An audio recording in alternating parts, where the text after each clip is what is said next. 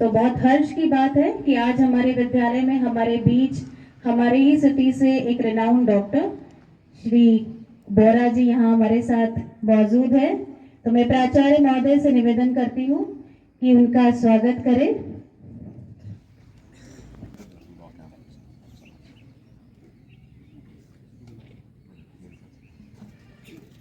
धन्यवाद। तो डॉक्टर बोरा आज हमारे बीच में मौजूद है बच्चों, ताकि वे आपको टीबी जैसी बीमारी के बारे में और अधिक जानकारी दे सके कि इसके लिए हमें क्या प्रिकॉशंस लेने हैं, इसके सिम्टम्स क्या होते हैं। तो ज़्यादा समय नहीं लेते हुए मैं मंच पर आमंत्रित करती हूँ डॉक्टर बोरा को कि वे आपके साथ जानकारी साझा करें। Sir. Morning dear students and respected teachers, आप सब कैसे हैं? और जरा जोर से, आप सब कैसे हैं? Very good. एक बार दोनों हाथ ऊपर करके बताइए कौन कौन स्वस्थ है, कौन कौन हेल्दी है। Very good very good very good. कुछ लोगों ने यहाँ पे नहीं किया, शायद कुछ तकलीफ होगी लगता है। चलिए कोई बात नहीं। आज मैं आप सभी को टीबी फ्री इंडिया जो कैंपेन चल रहा है इंडिया लेवल पे, उसके बारे में थोड़ी जानकारी देने आया हूँ। टीबी फ्री इंडिया कैंपेन क्यों चलाने की जरूरत पड़ रही है? WHO का एक टारगेट है, वर्ल्ड हेल्थ ऑर्गेनाइजेशन का, कि 2030 तक के पूरे वर्ल्ड से टीबी को खत्म करना है। लेकिन इंडिया थोड़ा इस मामले में थोड़ा लैग बिहाइंड कर रहा है। अभी भी टीबी के केसेस इंडिया में मिल रहे हैं, लोगों में अभी भी अवेयरनेस नहीं है, उसके बेसिक सिम्टम्स क्या है, किस तरह से वो फैलता है। इसलिए इन गवर्नमेंट ऑफ इंडिया ने ऑल इंडिया लेवल पे टीबी फ्री कैंपेन शुरू किया है। तो मुझे लगता है आप स्टूडेंट्स हैं तो आप क्वेश्चन आंसर की भाषा ज़्यादा अच्छे से समझ पाएंगे। तो मैं क्वेश्चन आंसर्स के रूप में ही इस मामले में कैसे अवेयरनेस करना है, क्या प्रिकॉशंस लेना है बताता हूँ, ठीक है? लेकिन घबराने की बात नहीं है, यहाँ पे क्वेश्चंस भी मैं ही पूछूंगा और उसके आंसर भी मैं ही दूंगा, ठीक है? तो मैं इसके जो क्वेश्चन है आपको बता देता हूँ। टीबी है क्या? सेकंड, ये कैसे स्प्रेड होता है? थर्ड, इसके सिम्टम्स क्या है? फोर्थ, इसके प्रिकॉशंस क्या है, इसको हम कैसे प्रिवेंट कर सकते हैं। ये 4 बेसिक चीज़ें मैं आपको बताऊंगा। ज़्यादा मेडिकल टर्म, ज़्यादा टेक्निकल टर्म में नहीं जाऊंगा। डायग्नोसिस कैसे करना है वो सब हमारे ऊपर है, लेकिन जो बेसिक चीज़ें आपको ध्यान देना चाहिए, आप घर में भी यदि किसी को देखते हैं तो आपने थोड़ा अवेयरनेस करना चाहिए, उस चीज़ में बताता हूँ। टीबी मतलब ट्यूबरकुलोसिस। ट्यूबरकुलोसिस फैलता है माइकोबैक्टीरियम ट्यूबरकुले नाम के बैक्टीरिया से, ठीक है? 1882 में रॉबर्ट कोच साइंटिस्ट ने ट्यूबरकुलोसिस बैक्टीरिया के बारे में पूरा पता किया था कि क्या होता है ना? वो सारी चीज़ें वो साइंटिफिक है, हम MBBS में पढ़ते हैं, उस चीज़ में ज़्यादा नहीं जाऊँगा मैं। सेकंड मेरा क्वेश्चन था, स्प्रेड कैसा होता है? देखो बेटा, कोई बीमारी को ठीक करना हो तो उसके लिए दवाई लेना पड़ता है, ठीक है? लेकिन किसी बीमारी को रोकना है, उसको प्रिकॉशन करना है, उसको प्रिवेंशन लेना है, तो सबसे जरूरी चीज़ क्या है? यदि हम समझ ले स्प्रेड कैसे होता है तो हम उसको अच्छी तरह से रोक सकेंगे। तो इसी चीज़ पे मैं आपको ज़्यादा फोकस करूँगा कि स्प्रेड कैसे होता है। मान लीजिए कोई टीबी का पेशेंट है, और टीबी का पेशेंट जब खांसता है तो उसके खांसने से, बोलने से, हंसने से या फिर रोने से, गाना गाने से, जो भी करता है, जो भी मुंह के जो एक्टिविटी है, उससे माइक्रो ड्रॉपलेट्स एयर में, एयर ड्रॉपलेट कहते हैं उसको, एयर में स्प्रेड होते हैं। और वो एयर ड्रॉपलेट के अंदर उसके बैक्टीरिया रहते हैं, जो माइक्रोबैक्टीरियम ट्यूबरकुलोसिस रहता है। ये नेकेड आई से नहीं दिखता है। समझो किसी ने खांसा भी तो अपने को कुछ दिखता नहीं है कि उसके सामने क्या है। लेकिन जब कोई हेल्दी इंसान है, हेल्दी बच्चा है, हेल्दी कोई पर्सन है, उस एयर ड्रॉपलेट को इनहेल करता है, ब्रीथ इन करता है, तब उसके एयर पैसेज में जब वो माइक्रो ड्रॉपलेट जाता है जिसके अंदर माइक्रोबैक्टीरियम ट्यूबरकुलोसिस का बैक्टीरिया है, तो उसको इन्फेक्शन होता है। तो इस तरह से स्प्रेड होता है। थोड़ा मेडिकल चीज बताऊंगा कि ट्यूबरकुलोसिस 2 टाइप के होता है, पल्मोनरी, एक्स्ट्रा पल्मोनरी। लेकिन मोस्ट कॉमन, सबसे ज्यादा जो होता है वो पल्मोनरी ट्यूबरकुलोसिस होता है, जिसमें खांसी वगैरह होती है। इसलिए मैं उसी के बारे में अवेयरनेस करूंगा। एक्स्ट्रा पल्मोनरी ट्यूबरकुलोसिस के बारे में ज्यादा अवेयरनेस करने की फिलहाल अभी जरूरत है नहीं। तो इसका आप समझ गए आप, जैसे जरूरी नहीं कि वो खांसेगा ही तो ही वो माइक्रो ड्रॉपलेट उसके एटमॉस्फेयर में, सराउंडिंग में रहेंगे। हंसता है, बोलता है, बातें करता है, गाना गाता है, हंसता है, छींकता है, तो उसके नाक और मुंह से वो जो माइक्रो एयर ड्रॉपलेट्स कहते हैं हम, वो पूरे एटमॉस्फेयर में कम से कम 10 से 12 फीट, 20 फीट के इसमें रहते हैं। ज्यादा स्प्रेड नहीं करते, यहाँ से वहां नहीं जाएंगे। समझो कोई पुलवा में खांसेगा तो उसका माइक्रो ड्रॉपलेट अपने केंद्रीय विद्यालय में नहीं आएगा, है ना? तो आसपास में रहता है। तो आप हो सकता है कि आप कोई रूम में गए, कोई भी नहीं है, लेकिन वहां पे 5 मिनट पहले कोई टीबी का पेशेंट था, वो खांस के चले गया हो, तो उस रूम के अंदर वो माइक्रो एयर ड्रॉपलेट सर्कुलेट होते रहते हैं, फ्लाई होते रहते हैं। आप जाएंगे वहां पे, ब्रीदिंग करेंगे तो आपको हो सकता है। तो ये बेसिक चीज है कि टीबी एक पेशेंट से दूसरे को कैसे होता है, एक स्वस्थ पर्सन को टीबी कैसे हो सकता है, ये आप समझ लीजिए। ठीक है, अब थर्ड जो क्वेश्चन था मेरा, इसके सिम्टम्स क्या है। टीबी किसी भी प्रकार के सिम्टम्स हो सकता है। जब हम एमबीबीएस में पढ़ते थे, कोई भी सिम्टम्स वो टीबी का हो सकता है। यदि आपको कोई बीमारी समझ में नहीं आ रही हो तो एक डायग्नोसिस टीबी का, एक प्रोविजनल डायग्नोसिस टीबी का रख लीजिए, हमको हमारे प्रोफेसर बताते थे। लेकिन जो खांसने वाली टीबी है उसके मैं आपको जो पल्मोनरी टीबी है उसके सिम्टम्स बताता हूँ। फीवर, लंबे समय से फीवर है, 10-15 दिन हो गए, बुखार कम नहीं हो रहा, सारी टेस्ट करा लिए, जो भी नॉर्मल टेस्ट होती है मलेरिया, डेंगू, टाइफाइड की, सब निगेटिव आ रहा है, एंटीबायोटिक्स लेके देख लिए फिर भी फीवर कम नहीं हो रहा है, तो टीबी का फीवर हो सकता है। टीबी के फीवर की खासियत क्या होती है कि ये इवनिंग में राइज होता है, शाम के समय में बुखार आने लगता है, रात के समय में पसीना छूटने लगता है, तो ये उसका एक फीवर एक मोस्ट कॉमन सिम्टम्स है।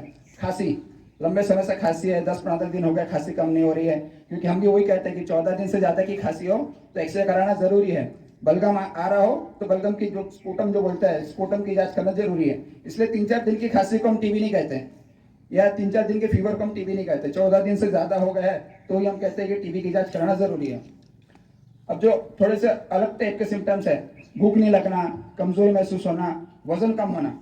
यदि कोई पेशेंट को लगता है कि यार पता नहीं मेरा वजन क्यों कम हो रहा है, तो हो सकता है कि आपको टीबी हो। जरूरी नहीं कि पल्मोनरी हो, जैसे मैंने बताया था एक्स्ट्रा पल्मोनरी टीबी भी होता है, वो भी हो सकता है।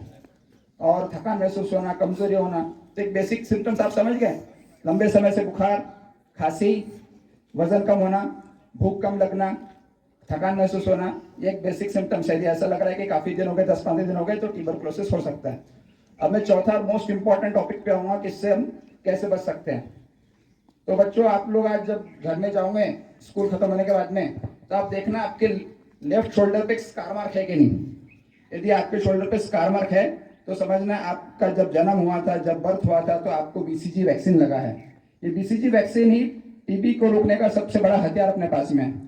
और इसलिए आप एक और जानकारी आपको मैं देना चाहता हूं कि गवर्नमेंट ऑफ इंडिया ने 65 ईयर्स के ऊपर वाले जो लोग हैं उनको भी बीसीजी वैक्सीन लगाना शुरू किया है।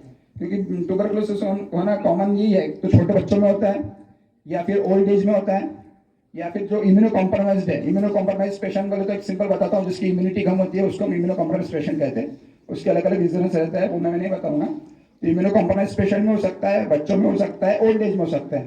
तो इसका सबसे अच्छा इलाज है बीसीजी वैक्सीन। अभी भी हम लोग कहते हैं कि लगता है कुछ प्रॉब्लम है या घर में किसी को ट्यूबरकुलोसिस है तो बीसीजी वैक्सीन का देखो स्कार मार्क है कि नहीं।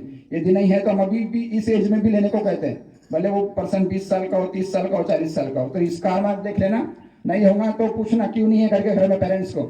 ठीक है। दूसरी सबसे जरूरी चीज है इम्यूनिटी। यदि आपकी इम्यूनिटी अच्छी है, आप हेल्दी है, स्वस्थ है, तो आपको भले आपके कांटेक्ट में भी आ जाएगा,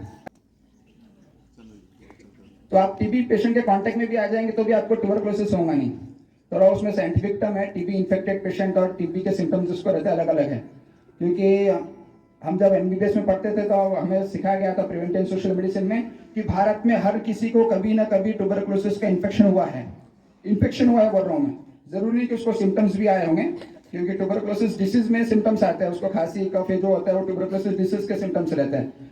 इन्फेक्शन में यदि आपकी इम्यूनिटी अच्छी है तो आपकी बॉडी खुद ही एंटीबॉडी रहते हैं बॉडी के अंदर, उसको सप्रेस कर देता है, आपको कुछ उसका नुकसान होता नहीं, कुछ सिम्टम्स आता नहीं है। तो इम्यूनिटी अच्छे रखने के लिए क्या जरूरी है? सबसे जरूरी है हेल्दी डाइट, बैलेंस डाइट। सब खाना है, दाल चावल सब्जी रोटी फल फ्रूट ड्राई फ्रूट्स। यदि पॉसिबल है आपके घर में एग्स खाते हो, नॉनवेज खाते हो, तो वो भी खाना है, तब जाके आपको पूरी तरह से इम्यूनिटी मिलेगी। मेरे पास पेरेंट्स आते हैं, सर ये सिर्फ दाल चावल ही खाता है, सब्जी तो खाता नहीं है, दाल रोटी खाता है, फ्रूट्स तो खाता नहीं है, ड्राई फ्रूट्स तो खाता नहीं। तो ऐसा नहीं बेटा, यदि आपको इम्यूनिटी अच्छी रखना है तो सबसे जरूरी है दाल सारा खाइए, जो भी है नेचर में जो भी है सारी चीजें खाइए। मैं कुछ मना नहीं करता हूँ।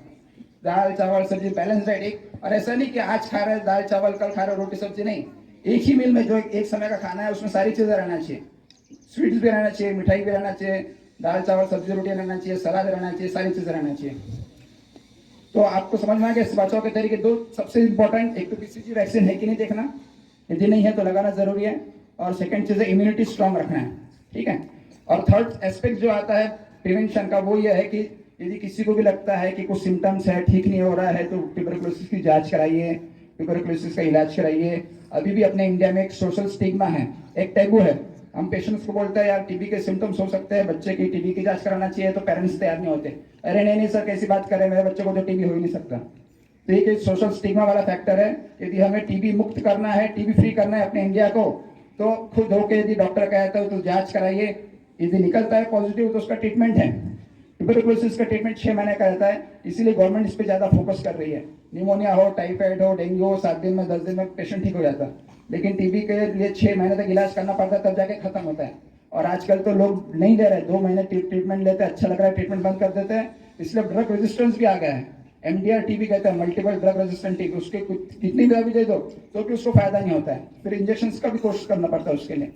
तो बस 3 चीज ध्यान रखिए बचाव के लिए, एक तो वैक्सीन, हेल्दी डाइट, और जो भी पेशेंट है जो भी लग रहा है तो उसका इन्वेस्टिगेशन करके ट्रीटमेंट कराना चाहिए। और जो मैंने बताया था कि कैसे स्प्रेड होता है, खांसने से, बोलने से, हंसने से, गाने से, रोने से, तो जो भी टीबी का पेशेंट है उन्होंने मास्क लगाना जरूरी है। मास्क लगा के रखेंगे तो स्प्रेड नहीं होगा। जो एयर ड्रॉपलेट रहता है जिसके अंदर माइकोबैक्टीरियम ट्यूबरकुलोसिस का जो बैक्टीरिया रहता है वो बाहर स्प्रेड नहीं होगा, मास्क के अंदर ही रहेगा। हाथ धोते रहना है। और पहले तो ऐसा स्टिग्मा था कि किसी को टीबी पता चल जाए तो लोग उसके घर में नहीं जाते थे कि अरे उसके घर में जाऊंगा तो मुझे टीबी हो जाएगा करके।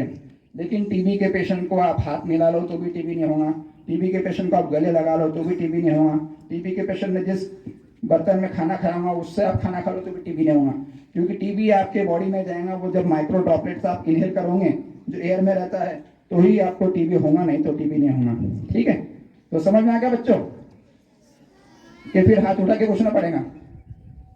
आ गया समझ? जिसको समझ में हाथ उठाइए। चलिए ओके, थैंक यू। इसी के साथ मैं समाप्त करता हूँ।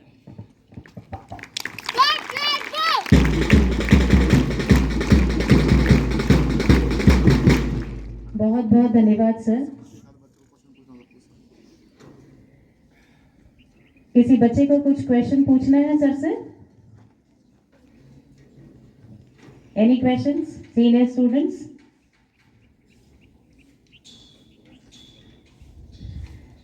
बहुत बहुत धन्यवाद सर आपका कि आज आपने बहुमूल्य समय यहाँ हमारे लिए, हमारे बच्चों को दिया और इतनी सारी जानकारी हमारे बच्चों के साथ साझा की। आशा है कि ये बच्चे ये सारे इंस्ट्रक्शंस, जितनी भी चीज़ें सर ने बताई, आप ध्यान रखेंगे ताकि आप प्रिकॉशंस ले सकें और इंडिया को टीबी मुक्त बना सकें।